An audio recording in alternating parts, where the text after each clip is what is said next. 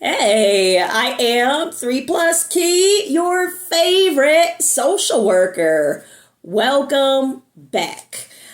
Today, I want to start a new thing called Transformation Tuesdays. It occurred to me that I talk all this rah-rah about pursuing the smile, and I'm not sure that I'm communicating how I actually live this out in my own life. So, how do you pursue the smile? You prioritize 3 points. Number 1, the Lord. Number 2, your physical health. And number 3, persistent education. I just bought a ukulele, right? I'm in grad school. I'm learning how to be a more effective communicator, and the way of leading with a biblical lens applied to that, constantly learning. Those 3 things will lead you and propel you to the proverbial smile, which are your goals as the Lord wills them to be. So, starting off with the Transformation Tuesdays and how the pursue the smile is enacted and implemented in my life.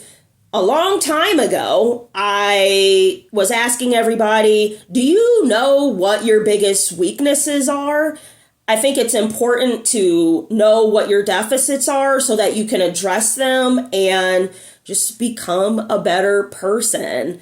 Pray about them, ask for strength regarding them. Those around you can hold you accountable in becoming a better person, right? So my 3 weaknesses were procrastination, tardiness, and idolatry. And that was idolatry of other people and idolatry of money.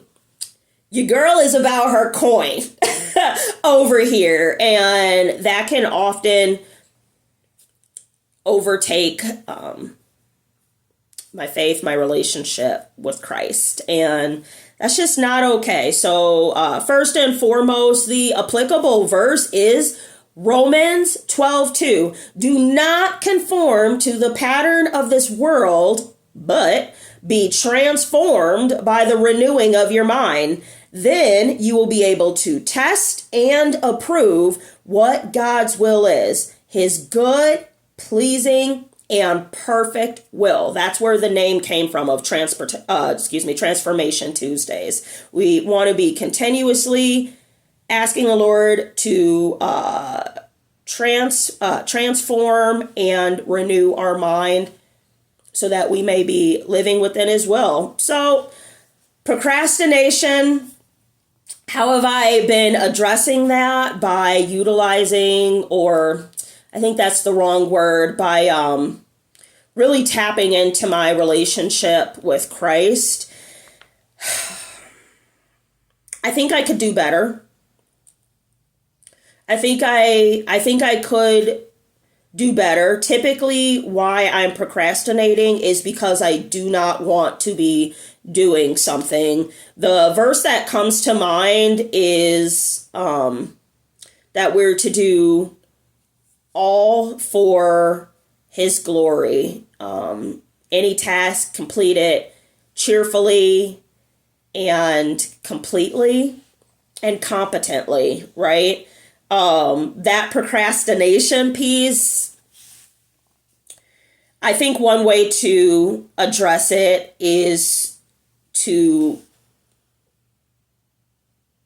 think about it in the way of, this is to honor the Lord. The outcome of this that I don't want to do is not for me. It's not for you.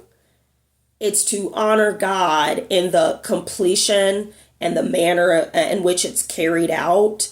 And so I believe that's the way to go. Stay tuned. That's a whole prayer, to have my mind renewed in that fashion. As far as addressing procrastination with my physical health. So, cardio, specifically moving your body in a fast manner, getting that heartbeat elevated, a little sweat, that type of thing, increases the endorphins and the dopamine, makes you a happier person, very simply put. But exercising also increases your focus as well for the day. So that's one manner that I am working on with procrastination. Just focus. I'll be doing anything and everything but what I'm supposed to be doing. I love to daydream. I'm a dreamer. You know what I mean? But it's not time for all that. Okay? It's not always time to exercise our creativity. Sometimes we need to take concrete steps to get to the next goal. So, how does education pertain to procrastination as my own weakness? Google it. One of my favorite sayings, just learning, researching different techniques to deal with procrastination. I have so many timers on my phone that just, it's time to exercise, it's time to shower, it's time to eat, it's time to drink water, it's time to do homework, time to go to work, time to leave work, time to go for a hike, time to pray. That was multiple times a day, right? And it may seem cumbersome to some people, but for me, again, I might be daydreaming and it's actually time for me to start making dinner. That timer is a shift. Okay, you were doing that, now you're doing this. And that's how that works for me. So moving on, my second weakness is tardiness for sure. That's something I've been working on and I am getting better. You do want to be perceived as caring and professional, and it just doesn't come off that way when you're coming in a rush and in a blur. If the meeting already started or whatever event already started, you are interrupting it. You're effectively saying that you and what you've got going on is far more important than respecting other people's time. And time is the great equalizer. Whether you're black, white, Muslim, Christian, rich, poor, young, old, we all have 24 hours in a day. And when you're late or you're taking up someone's time or whatever, right, that's stealing. They don't get that back. So you want to make sure you are always respecting people's time.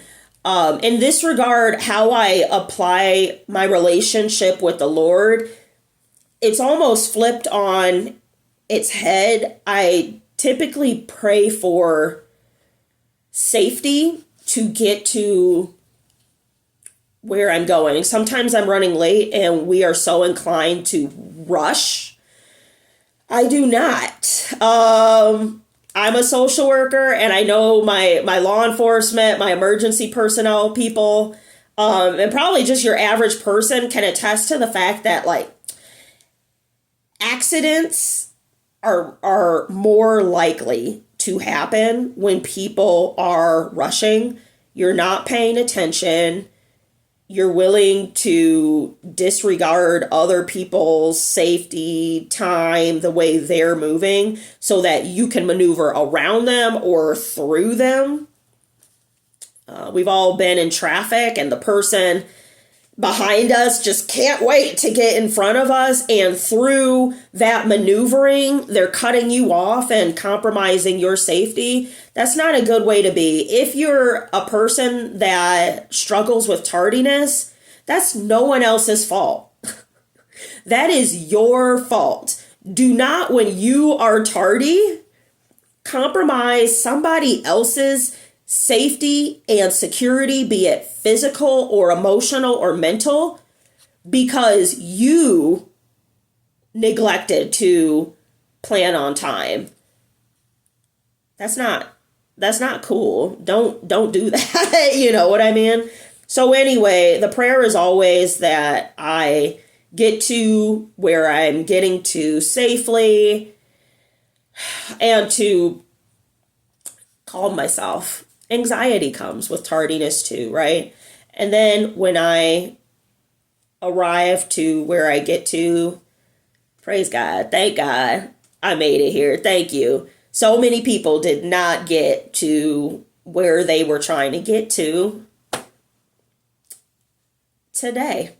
They just didn't, right? And for whatever reason, Lord, you brought me here. So that's the God part. Physical health for tardiness.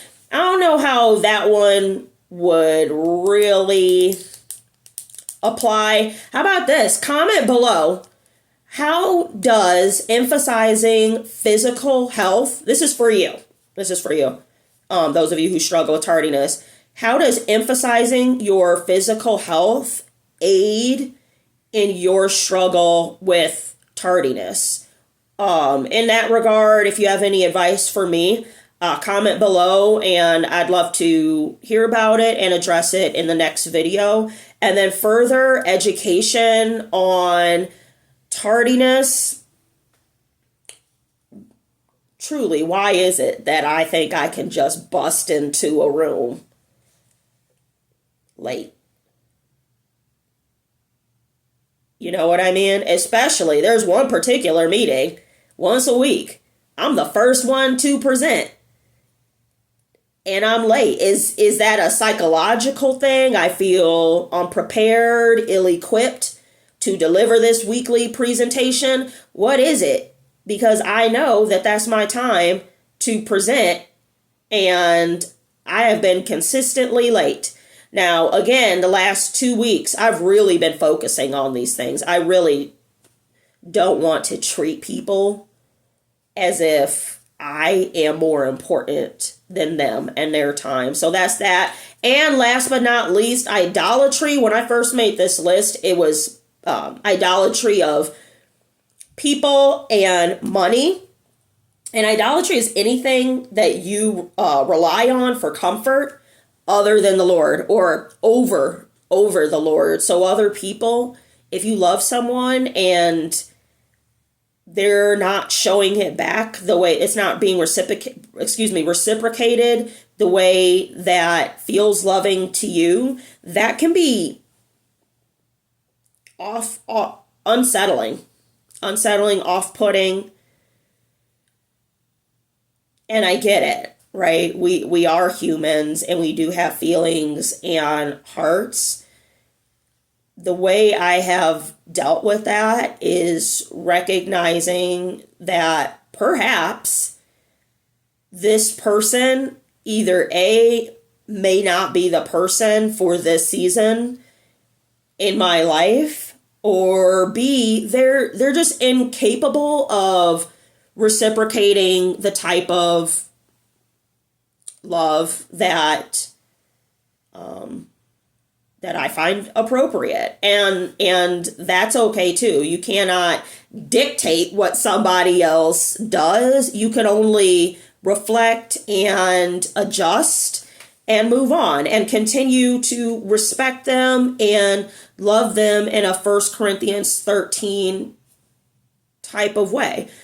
But sometimes we just need to reflect and adjust, and that might mean moving on or limiting contact or, focusing on the Lord. Like you could do that, right? You could focus on loving the Lord more.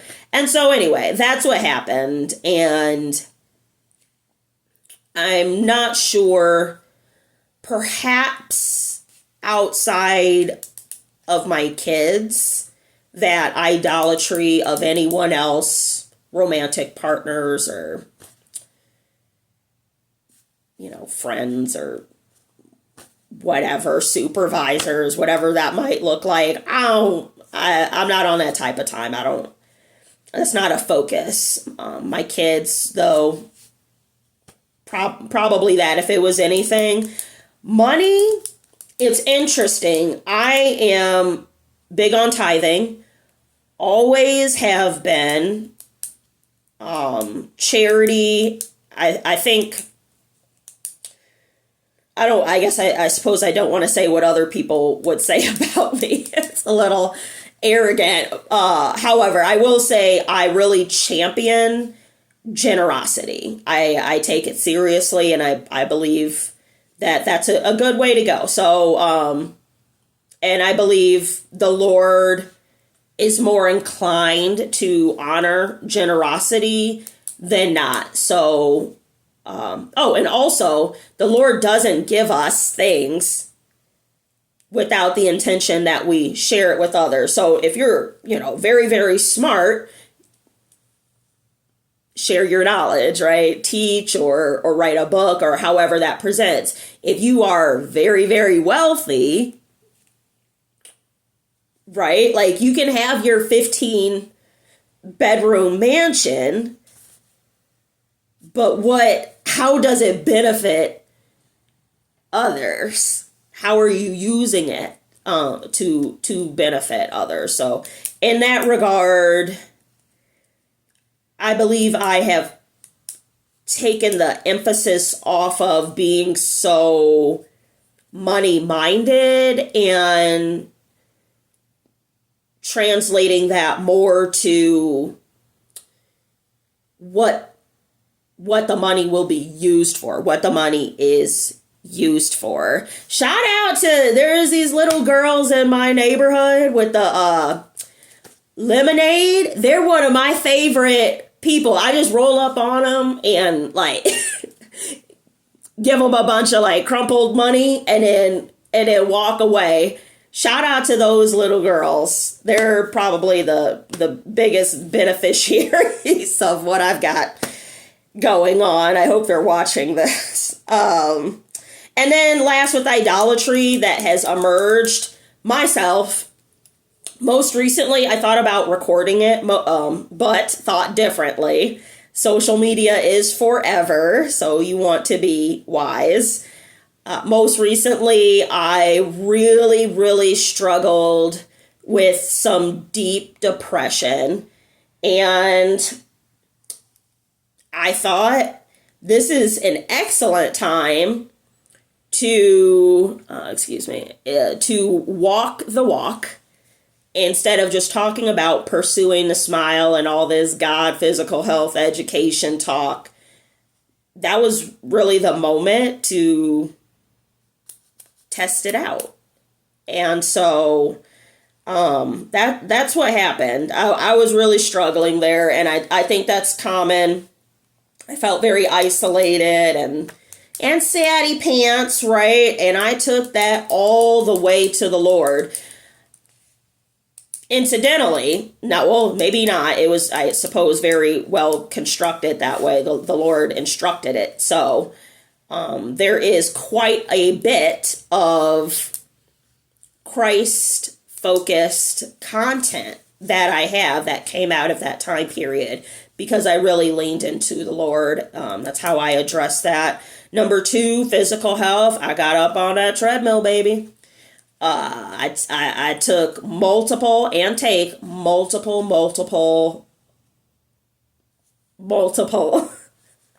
walks a day. I'm a big fan of walk and talks for meetings instead of being very important in our offices.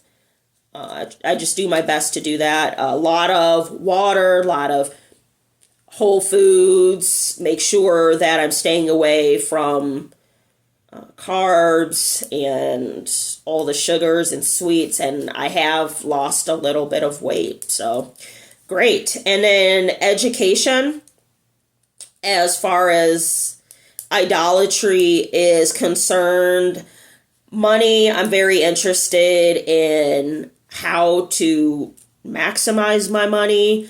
Ultimately, for giving it away, there is a savings fund I have, and some might call it a ministry. You know, I give out Bibles on the street, maybe a little food or something to that regard. It's from a fund called the Martinez Fund, and I suppose at some point I'll do a video on what that means and the little girl that started it, and I'm just carrying it on. But anyway, you know, ultimately I would like to see that become a scholarship fund for kids that are aging out of the foster care system and wanting to go to school, go to college. But that means you have to turn it into a 501c3 and all this. So just examining, you know, what does that mean? How long does it take? How much effort and energy do I have to put toward that? So that's the educational piece. And then, of course, with the depression, just researching, Googling ways that, and other, reading peer-reviewed articles on the best way to move forward, so I am less likely to suffer from the effects of that depression again. So, wrapping it all up on this Transformation Tuesday. My weaknesses: procrastination, tardiness, and idolatry. This isn't to focus on deficits. This is to take stock of your deficits and address them so that you can be a good witness for Christ, a vessel of his love. Too many of us saints are walking around thinking we are fully sanctified. That's not the truth, friend. That's not the truth. You have things to work on. So take stock of what they are. If you want to, down below, comment, what are your 3 weaknesses? If you want to go even further, what you're doing to address them in the way of relationship with the Lord, physical health, and education. If you made it, I forgot to say it at the beginning of this video, if you made it to the end, subscribe, baby. Subscribe to this channel. Comment below. Like this video. New videos every single day. 6 a.m. Bible study. 9 a.m. short. 12 p.m. and 2 p.m. every single day. But above all, watch the videos, subscribe to the videos, and pursue the smile. I'll talk to you later.